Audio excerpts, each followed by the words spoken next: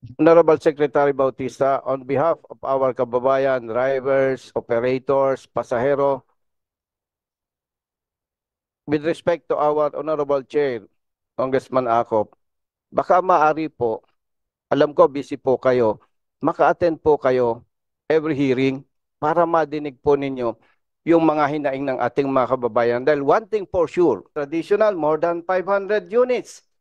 Pero accordingly, doon sa ruta na yun po, ang nagpa-consolidate 70 lang. And ang program po ng LTFRB, meron sila doon 130 units na ini-implement.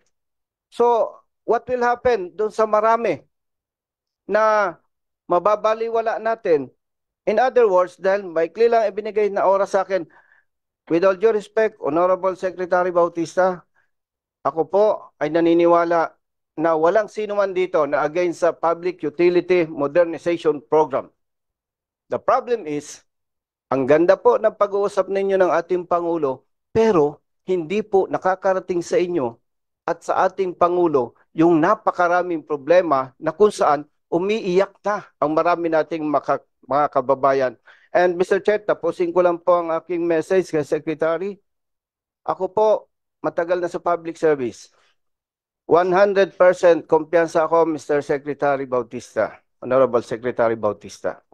Pag ito po hindi na-address properly, wala na tayo sa position, yung problema dito isisisi sa Marcos administration. At ako po ay sumusuporta na sana wag namang mangyari ito. Maraming salamat po, Mr. Chair. Thank you. Mag-response lang po. Mr. Chair.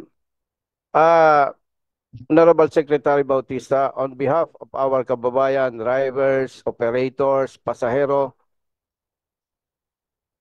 with respect to our Honorable Chair, Congressman Acop, baka maaari po, alam ko busy po kayo, maka-attend po kayo every hearing para madinig po ninyo yung mga hinaing ng ating mga kababayan. Dahil one thing for sure, hindi po nila ipaparating yung mga LTFRB, with all due respect, LTFRB personnel, hindi po nila ipaparating lahat sa inyo yan.